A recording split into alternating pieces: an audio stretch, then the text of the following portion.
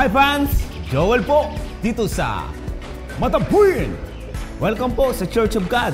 Tara, samahan niyo ako sa umaatikabong events para sa ating Silver Anniversary.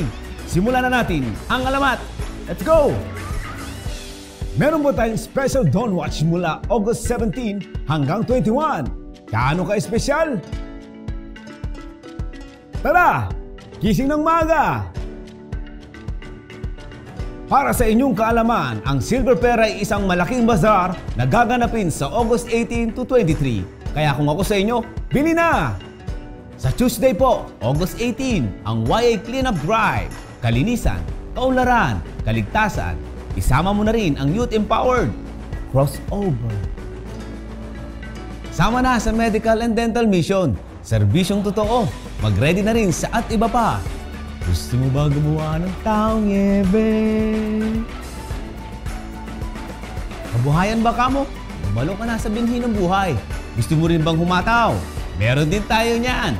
Zumba. Fitness na sa Zumba. Mga kamamilya, mga kapuso't kapatid, sama na sa kauna-unahang COG Summit para sa mga entrepreneurs at professionals sa Synergize. Kasabay ang pananabik nating lahat sa Color Fun Run 2015. Takbo na! Asahan po natin ang pagulan ng blessing ni Lord sa rain. Yan ang special Excel service. At sa mga kabataan, makiparty na rin tayo sa Youth Empowered Crossover. Kilala niyo ba to? Sa August 23, Linggo, makikilala niyo na si Paring David dahil meron tayong special Sunday School service at syempre, abangan niyo din ang dance musical play. Sayaw na! Alam niyo po ba, pag nilay o pinalo ninyo ang aming Facebook, Twitter, Instagram at YouTube, ma-update kayo sa aming kaganapan sa church. Alright! At sa aming mga bisita, welcome po! Ako po ulit si Kuya Joel nagsasabing, ang buhay ay weather lang yan. God bless po at kita-kits sa anniversary. Bye!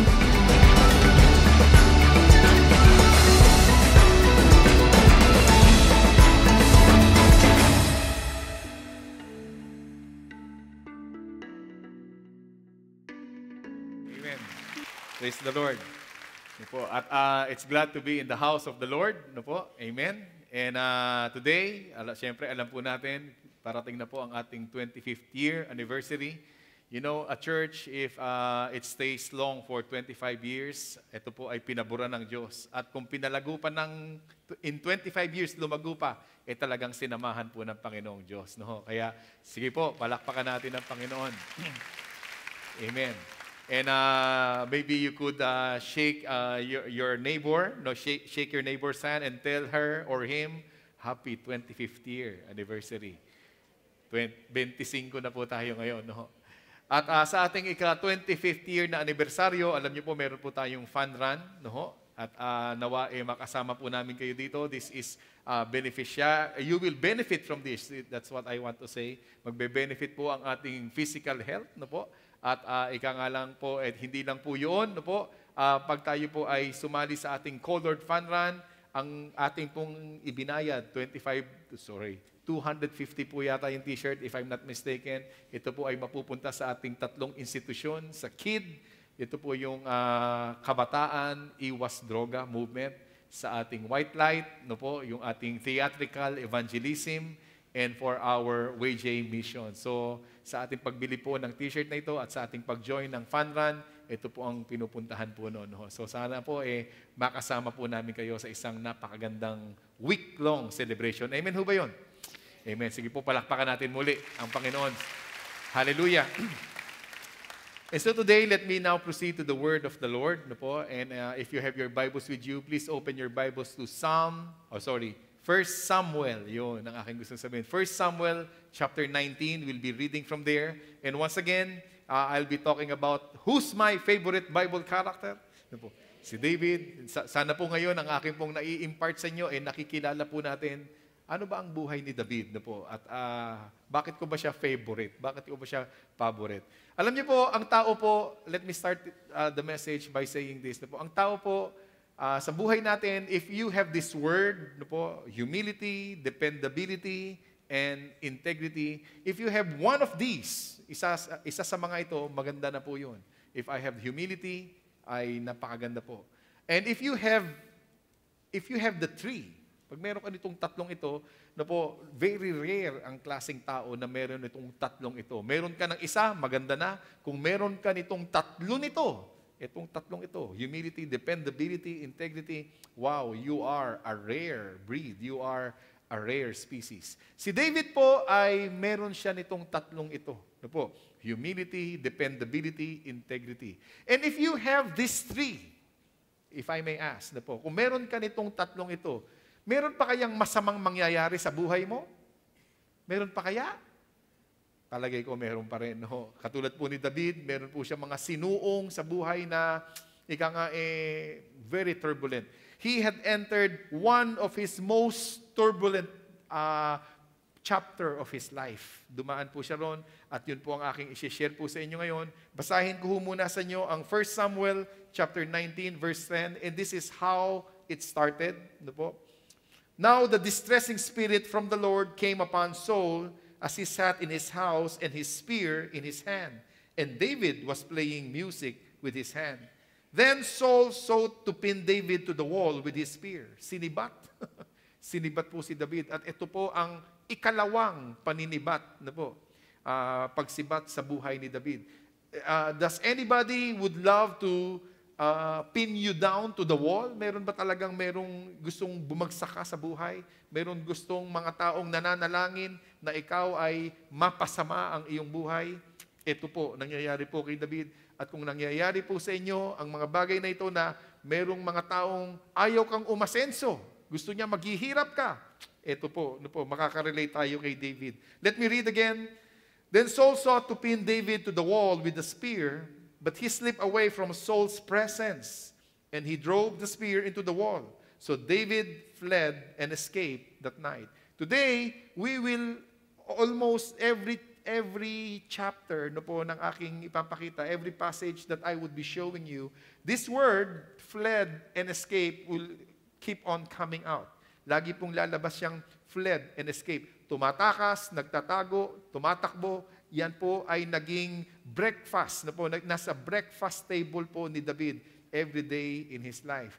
And if you are in this scenario, you are fleeing, you are escaping, you are hiding, you are running, you are already, there would be so much stress in your life right now, then we will learn from David's life today. Can I invite everyone to bow our heads and let us pray? Dear God, Heavenly Father, thank you, Lord, for this wonderful day. It's a rainy day indeed, Lord. Nevertheless, we prefer to be in the house of the Lord. And Heavenly Father, take away all distraction in our life today. And let your word, Lord God, see us through, Lord. Let your word penetrate to our heart, soul, mind, and spirit. Allow us to understand your word properly and allow me to deliver it properly. I commit to you this wonderful morning, and this I pray in Jesus Christ's mighty name. Amen and amen. Sige po, lalakpakan po natin si Lord. Wow. This word, fled and escape, will always be coming out. A man with humility, a man who is dependable, a man with much integrity. Right now, siya po ay fleeing and escaping. If you remember what I have preached about David the last time, I have talked about this Hebrew word. Do you remember the meaning of this Hebrew word? Ano po ang meaning yan? Success. Nako, purihin ng Panginoong Diyos. Ang nakasagot noon, pupunta sa langit ngayon din. Ano po, biro lang. No?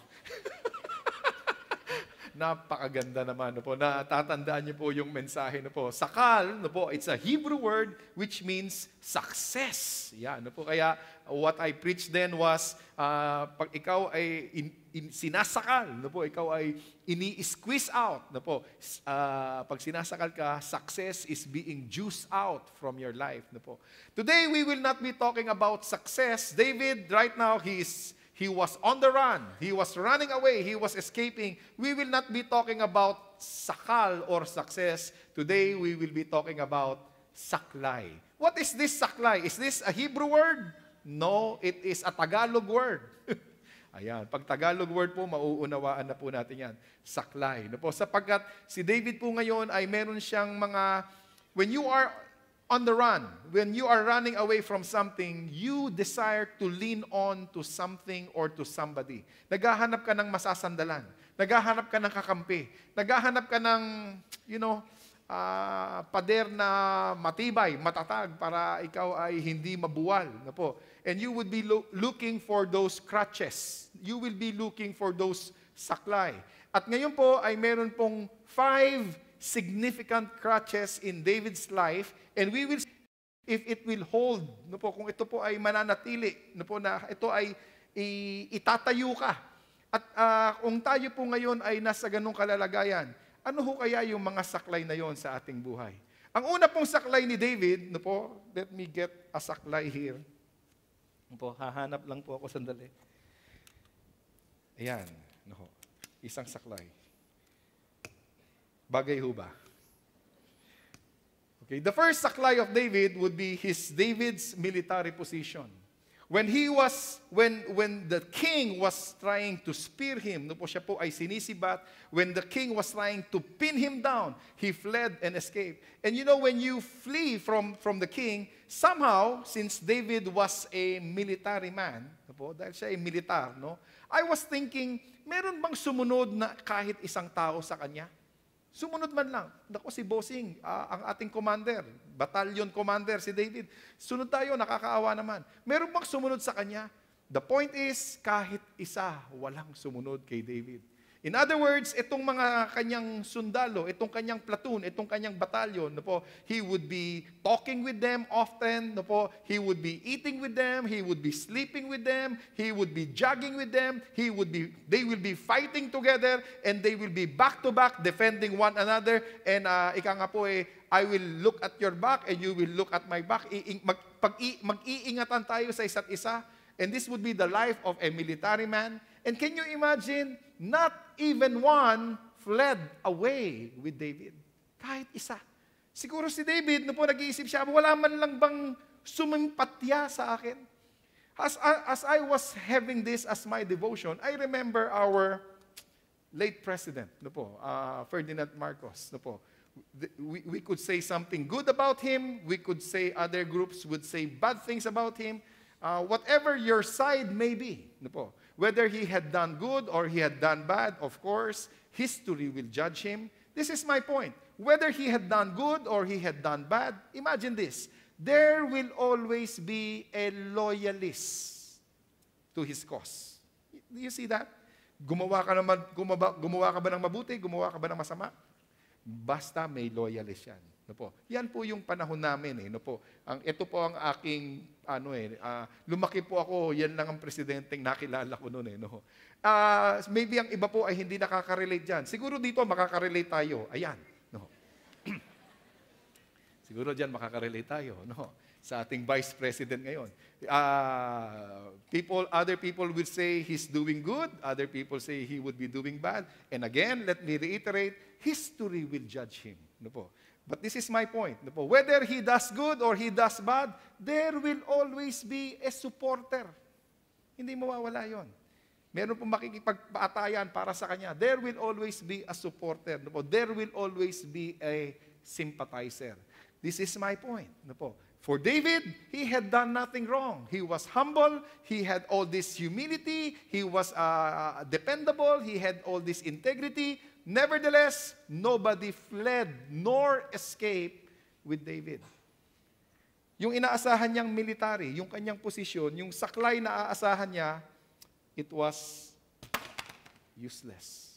Sometimes we depend upon our job. Sometimes we depend upon our boss. No po? Sometimes we depend upon our work. And sometimes those crutches, yung mga crutches na ganon, ay hindi sila dependable. They can help, but they can only do so much. No po? They can only do so much. So, we will be looking for another saklay. And ang kanya pong next saklay, no po? Ang kanya pong next saklay would be David's wife. Okay, sa bahay, siguro sa labas, nagkakaproblema. Kung meron man tayong mga problema sa labas, nawa pag uwi natin sa bahay, walang problema. Tama ba ho yun? Di ba ho? Pag nagka-problema pa sa bahay, mahirap eh. If we have problems outside, when we go home, we want rest, we want refuge, we want to recuperate. This would be my headquarter. Pag nalolobat ako, gusto ko sa bahay ako nagre-recharge. Amen ba ho yun? So it would be David's wife, he would be getting another supply for stability sake. Kaya siguro ngayon mas stable na, 4 na paan ito. No. When we go to our home, we want some stability. No po, hindi ayaw natin ang ating tahanan matibay. Atibay, no? Hindi atakbo, no? Pag tayo po ay nasa bahay, no po, gusto natin stable tayo, we don't want to rock the boat. And we are looking for stability. And here is David's wife. How far can he go? How far can you support a man who is a fugitive? No. So this is the word in the Bible. It says here in 19:11, 1 Samuel, Saul also sent messengers to David's house to watch him and to kill him in the morning. And Michal, David's wife, told him, saying, if you do not save your life tonight, tomorrow you will be killed. Si Michal, no po, ang tatay niya po ay sino?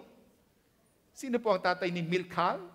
Si Saul, si King Saul. Si King Saul, ang biyenan ni David, hinahunting siya, papatayin siya. And here is Michal, the daughter of King Saul, ang sabi sa kanya, if you do not save your life tonight, tomorrow you will be killed. And so, no po, Michal let David down through the window, and he went, and what does the word says?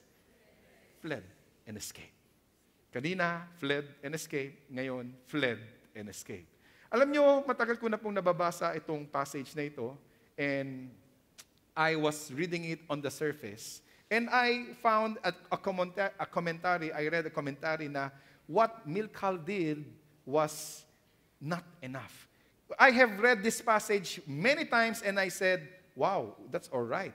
But when that passage says na what the wife did was not enough, sabi ko nga, oo nga no. At sa mga susunod pang mga talata, makikita niyo po kung ano ang ginawa ni Michal, and I am fully convinced na what the wife did was not enough. It seems that it was enough. It seems. Why? He was saving the life of David. Nililigtas niya ang buhay ni David. It seems that it's all right. But when you check it again, no po, parang mas maganda kung ang sinabi, parang lang naman, no? Mas maganda siguro kung ang sinabi ni Michal, David, wait a minute, kaping mainit, no? I will talk to my father and I will try to mediate. I will try to negotiate. Siguro mas maganda yon. I can talk to my father straight and I will tell him the goodness of your heart. Sana mag-mediate. Or else, or let's say, ang pwedeng gawin ni Michal, David, you would be running away, I will run with you. Wow, napaka-sweet naman, di ba? Tatakbo ka, magtatago ka, mamumundo ka, sasama ako sa iyo, sa hirap at ginhawa, till death do us part. Siguro nakakataba ng puso kung yun ang sinasabi ni Michal. But what Michal said, you go away and I'll stay and live in the palace. Alis ka, mamamatay ka rito, and ako dito sa palace. Minsan po hindi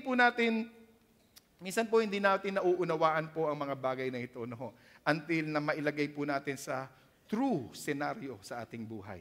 Minsan po may kausap po akong mga seaman, no po, mga seaman na meron po silang asawa at mga anak. And they would be telling me this, that they are so, ang mga OFW natin, ng mga lalaki yung nasa labas, babae po yung naiwan. Ang sinasabi po ng mga lalaki, sila po ay determinadong maghanap buhay para mabuhay nila ang kanilang asawa, ang kanilang anak. Amen ho ba yun? No. Yan po, pupunta po sila sa Middle East, pupunta po sila sa Amerika, magsisiman po sila, seafarer. Why? What's the reason? They will get that courage na lalabanan po nila yung homesickness, homesick po sila, nalulungkot po sila, nilalabanan po nila yung mga tukso sa buhay. Bakit? Kasi bubuhayin ko ang aking pamilya, sabi nila. And now when they have reached home, napadala na nila ang mga naipamigay ang mga regalo, naayos ang bahay, etc., etc. Determinado yung lalaki, maghanap buhay, determinado. Ang sabi daw, ang kinikwento sa akin ng lalaki ito, Hindi ko po ito na-experience kasi hindi po ako seafarer, hindi po ako seaman. Kwento lang po ng isang seaman. Sabi niya, isipin mo, pastor, na ibigay ko lahat sa aking pamilya, masaya, ganon. Magpapahinga ako, 1 linggo, 2 linggo, 1 buwan, 2 buwan, 3 buwan. Ang sasabihin sa akin ng aking sweetheart, uy, kailan ka ba aalis ulit? Alis ka na. Nagigets niyo po yung point? No? Nagigets niyo po. Sa ganong pananalita, mararamdaman natin yung nangyari kay Milcal at kay David. Nauunawaan niyo kung ano yung nararamdaman ng isang lalaki. Gusto ko naman kitang buhayin, gusto kong maayos ang ating pamilya. Pwede mo ba akong i-encourage sa isang mas magandang paraan? Kasi alam ko naman na kailangan ko kayong buhayin eh. Naunawaan niyo ako. Siyempre, si Mrs. naman siguro hindi niya paano pa sasabihin yun? I will say it another way. Ikaw naman, masyado ka naman sensitive. Siguro ganon, di ba? But you could see what is the scenario here. David was looking for stability. David was looking for refuge. David was looking for a breather dahil hinahunting siya. He was looking for a breather, but when he goes home, the crutch that he got, yung saklay na inaasahan niyang masasandalan niya, it gave way. It gave way. So David now would be looking for another crutch. David will now be looking for another saklay. And he would be looking for the spiritual advisor. Hahanap po siya na isa pa. Ayan, meron pong siyang spiritual advisor. Ito ang kanyang spiritual advisor. Ito naman po ang kanyang saklay. Sana, sabi niya, kung hindi ako nabigyan ng magandang sandala ng aking trabaho, ng aking boss, hindi ako nabigyan ng magandang saklay ng aking pamilya, siguro ang simbahan, mabibigyan ako ng saklay. So he ran away. Let me read to you. Ito po ang sabi. 1 Samuel 19:18. So David, what? Again? Fled and escaped. So David fled and escaped. You could see how tiring this was. Can you now feel it? Takbo ka kay Saul, hindi pwede. Takbo sa bahay, hindi pwede. Takbo. Takbo ka ngayon kay church. Takbo ka sa spiritual advisor. So David fled and escaped and went to Samuel, Prophet Samuel at Ramah, and told him all that Saul had done to him. And he and Samuel went and stayed in Naoth. Punta po siya kay Samuel, hingi siya ng tulong, siguro dito makakakuha siya ng refuge. And when you say Naoth, saan ba ho yung Naoth? I don't know if I'm pronouncing it right. Saan ba ho itong Naoth? Naoth is a place wherein houses were clusterized. Dikit-dikit, masikip ang daan. Yun po ang Naoth. And maybe in our time, maybe this is how it will look like. Ganyan po ang itsura po ng Naoth. Siguro malinis-linis lang ng konti, pero maaaring ganyan po ang itsura ng Naoth. Siguro, sabi niya, pag ako ay nagtago dito sa Naoth, hindi na ako makikita at hindi na ako masusundan. At makikita niyo po sa panahon natin ngayon, if you are a bad element of the society, more or less, dito ka magtatago kasi mahirap mahanap. Natatandaan ko po, nung ako po bata pa, we will be coming from Parañaque, and papunta po kami ng Divisoria. Ang tinatahak po naming daan, Dewey Boulevard, which is Rojas Boulevard now. Rojas Boulevard, liliko kami sa Delpan. At yung minsan po, nandun kami sa Delpan, yung kuya ko nagdadrive, nag-overheat po yung aming makina, pinatay, binuksan ng bintana, at nakaganon yung kanyang kamay doon sa Delpan. And suddenly, there would be a man, sumampay sa kanyang sasakyan. Nasa likuran ako, I was on the back seat. My brother was the driver. Nakaganon, tingin, kaliwa, kanan. Biglang inisnatch yung kanyang relos. Sabay tumakbo sa ganyang lugar. My brother, ang brother ko po, 6'2", matangkad yung brother ko. My late brother. Lumabas po siya ng pintuan, hahabulin. Yung nakita yung lugar, wag na. Hindi obra. Hindi ka makakalabas ng buhay dyan. Hinayaan niya na lang yung kanyang, kung ano man yung relos na yun. ay pinabayaan niya na. David, let me go back to the life of David. David somehow, he hid. He fled and escaped into this kind of place, and he was with Prophet Samuel. The church advisor or the spiritual advisor. And you know what? What happened there? Let me read continually. It says here in verse 19, now it was told Saul, saying, take note, David is at Naoth in Ramah. Nalaman ni King Saul, nandun ka pa sa Naoth, hahanapin pa rin kita dyan. Hindi ka makakatago dyan.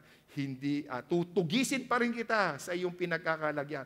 At dito po sa lugar na ito, Samuel and David, they parted ways. Hindi kakayanin. The church can only do so much. Pero po, ang church po ay merong limitation. Are you with me? And I want to be honest with you. The church can only do so much. Spiritual advisors can only do so much, but they have limitation. Yung inaasahan pong crutch ni David, yung kanyang sandigan at masasandalan, it gave way. So he was on the run again. Can you imagine now? Can you visualize how tiring it is to flee, to run, to escape, to hide, and now he would be looking for another crutch. What would that another crutch be? Ito po siya. This would be his another crutch. It would be David's best friend. Do you have a best friend? Ay, konti lang ang may best friend. Do you have a best friend? Is your best friend now your best enemy? Hindi pa naman, no? Kaya pag-ingatan niyo po yung best friend niyo. So ngayon, this is another crutch. Ito po ngayon yung kanyang best friend. Wow! Pambihira. Ang sarap, no? Mukhang masasanay na ako dito, This is now his best friend. He would be running away to his best friend.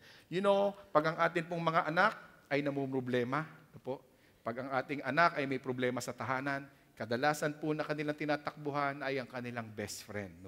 At kung ang kanila pong best friend ay good influence, praise the Lord. Kung ang kanila pong best friend ay papayuhan sila ng magaganda, aayusin ang pamilya, praise the Lord. Pero marami pong mga best friend ng ating mga anak na bad influence. Pag pumunta ka sa iyong kaibigan na bad influence at sasabihin mo, pare, dami kong problema. Ang sasabihin niya, pare, walang problema yan, tagay tayo. Ayan. Walang problema yan. Kalimutan natin ang ating problema. Itagay natin yan. The night is young, sabi nga nila. Wow, nakakalungkot po, no? So David ran to his best friend, and let me read it to you. Sabi po, verse 20, then David, what's the word? Takbo na naman. Then David fled from Naoth in Ramah. Hiwalay na sila ni Samuel. And went and said to Jonathan, the best friend of David, what have I done? What is my sin? What is my iniquity? And what is my sin before your father that he seeks my life? Ano ba kasalanan ko? Humble, dependable, may integridad, hindi ko inaaway ang tatay mo, nagsasubmit ako sa hari. Ano ba ang kasalanan ko, Jonathan? Sino si Jonathan? Sino ang tatay ni Jonathan? Ang tatay ni Jonathan ay si King Saul. Ano ba kasalanan ko? Ito ang best friend. At ano po ang best friend? Best friend can do much, but they can only do so much. Ibig sabihin po, ang ating mga best friend ay meron din pong mga limitasyon. Meron po silang limitasyon. This week, nagkita po kami ng aking kapatid, my eldest brother. My eldest brother is now 68 years old, at nakikita ko po siya, kumukuha po siya ng dugo, kinukunan niya po ng dugo, chine-check niya po yung kanyang blood sugar, siya na po yung gumagawa nun, tinitignan niya, at meron po siyang listahan everyday, tinitignan niya kung normal yung kanyang blood sugar, at pagkatapos niyang ma-check, at lumabas sa kanyang monitor, normal. Wow! Sabi niya, normal. Sisindi siya ng sigarilyo. Wow, normal. 68 years old, So sabi ko, pambihira ang tao talaga, Why will they go to this kind of thing, At habang siya po ay nag-uusap kami, no, nakita ko po yung sigarilyo niya, yung packaging, at tinignan ko na rin po sa internet dahil sabi ko, pambihira ang packaging ngayon ng mga sigarilyo. Ganito po itsura. If you would be buying the pack, the big pack, this is how it looks like. Ganyan na po siya. Ano po? Smokers die young. So, hindi na po no? Ito na po ang biro diyan eh. Ito ang pampabata, no? Gusto mong bumata? Ayan. Magsigarilyo ka, no? At yung pakete ng aking kapatid, ito po yung kanyang pakete. This is how it looks like. Smoking kids, diretsuhan na. At pag hinawakan ko na, tinignan ko po yung likod, ito na po ang itsura. Isang katutak na bad advertisement para sa sigarilyo. No? Talagang hindi mo na pwedeng ipalabas sa television yan, hindi mo pwedeng ilagay sa tarpaulin yan, wala na. No po? At pag binili mo mismo yung produkto, bad advertisement. And this is my point. Even there is so much bad advertisement sa sigarilyo. Ang tao, sigarilyo pa rin. Nakikita ko yung kapatid ko, 68 na. Bad advertisement na. Makakapatayan. Sisigarilyo pa rin siya. At nagbibiro siya. Sabi ko, Toy, sabi ko, Kuya, sigarilyo ka pa rin, sigarilyo. Sabi niya, paano ko makikita ang kingdom of God? Pang hindi ako nanigarilyo. Sabi niya, nagbibiro na lang po siya. No? Kailangan magsigarilyo para makita ko ang kingdom of God. Anyway, habang sa aming kwentuhan, no, sabi ko, bakit hindi mo mag-give up yan? Bakit hindi mo mag-give up? Naituro po ng barkada nung bata pa. Naituro ng barkada nung bata pa. Ngayon, 68 years old na, hindi maaalis. Hindi maaalis. Napakahirap. No? Si David, meron po siyang saklay. Si Jonathan, ang kanyang saklay. Inaasahan niya na makakatulong sa kanya si Jonathan. Jonathan was a good influencer. Hindi po siya bad influence. Jonathan was a good influence. No po? And he would be now relying upon Jonathan, but Jonathan can only do so much. In fact, David, no po, sabi po niya dito kay David, but truly as the Lord lives, sapagkat kinukumbinsi niya si Jonathan na maniwala, ang tatay mo papatayin ako. Kinukumbinsi niya. At ito ang sabi ni David, but truly as the Lord lives and as your soul lives, there is but a step between me and death. Gaano ko kalayo sa kamatayan? Isang hakbang na lang. Can you see how stressful this was for David? How far am I from death? It's just a step away. Jonathan, please help me. Tulungan mo ako, best friend. Tatay mo yan eh. Tulungan mo ako, best friend. But you know what? Jonathan can only do so much. He can only do so much. Ano pa ang kailangan na saklay na para ako makatayo? Siya po ay, David, no po, sa Israel, wala na siyang makampihan. Yung military position, walang sumama. Yung asawa can only do so much. Spiritual advisor can only do so much. Best friend can only do so much. And this time, David did something so crazy. Sino ang kanyang naging saklay? Ang kanya pong naging saklay na ay walang iba kung hindi ang kanyang kaaway. Yun ang kanyang saklay. Naubusan na po ako ng saklay dito. Kaya ako po ay ito na po ang saklay ko ngayon.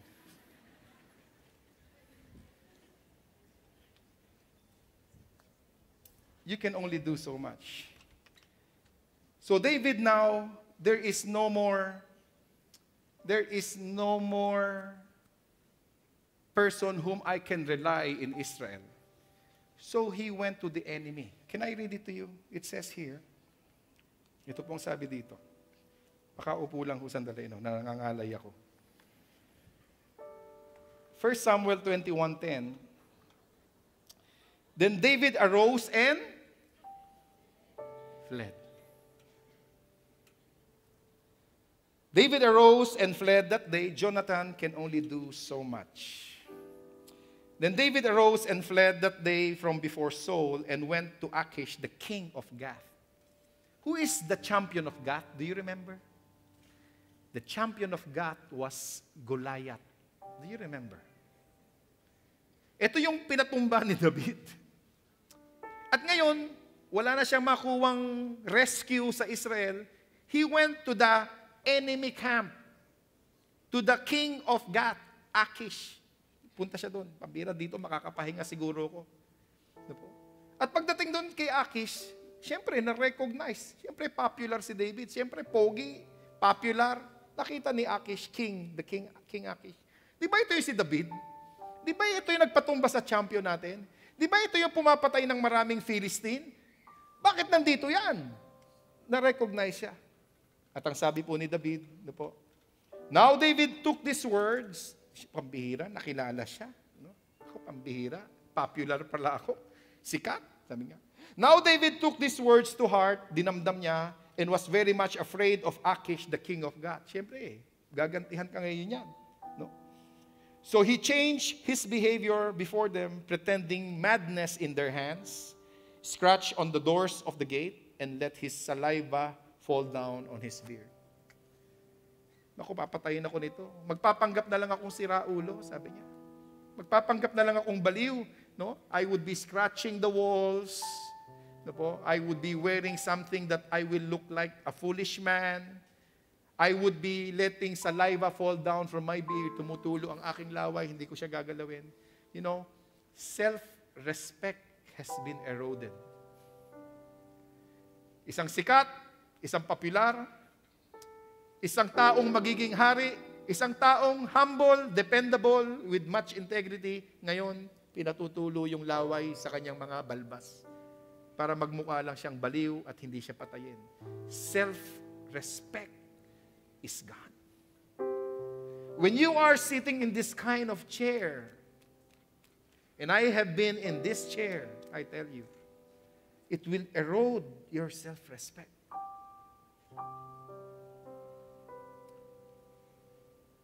Not to offend anyone who's sitting on this chair right now. But I tell you, when you are strong, when you are healthy, then suddenly you will be subject to sit on this chair. Self-respect will be eroded. David was looking for something to rely upon. Wala na siya maasahan eh. Punta ako sa kaaway.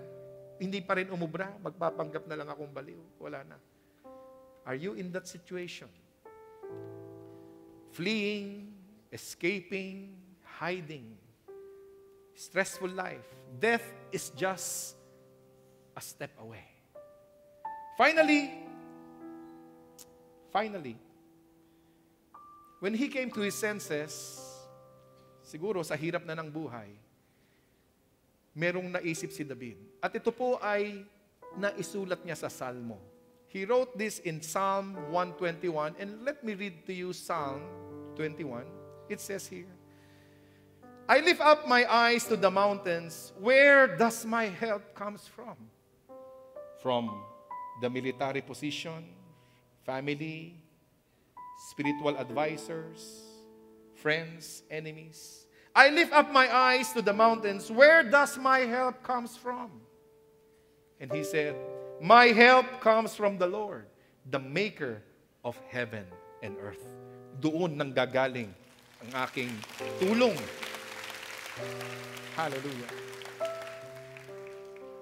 He wrote this, and I love this psalm. Saan manggagaling ang aking tulong? Sinubukan ko na ang lahat.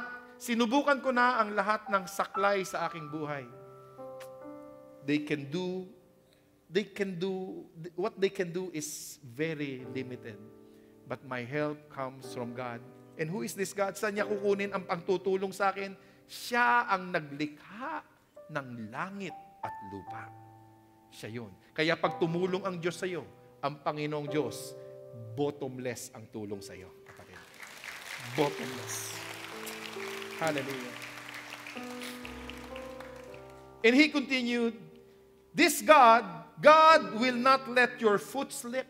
Hindi, ito madudulas ka pa rito eh. Dito madudulas ka pa eh. God will not let your foot slip. He will watch over you and He will not slumber. Hindi man lang maiiglip. Hindi man lang kukuha ng power nap. Indeed, He watches over Israel, will neither slumber nor sleep. Hindi niya kailangan ng power nap, hindi niya rin kailangan ng 8 hours sleep. Siya ay laging nakabantay sa iyo. The Lord watches over you. The Lord is your shade at your right hand. The sun will not harm you by day, nor the moon by night. The Lord will keep you from all harm. Sarap. He will watch over your life. The Lord will watch over your coming and going, both now and forevermore. Pangako ng Diyos yan para sa iyo, kapatid. Hallelujah. Are you on the run today? Are you on the run today? Are you hiding from someone? Has life become so stressful for you, like David? Alam mo, hindi kita masisisi kung kumuha ka ng maraming saklay sa buhay mo. Hindi kita masisisi.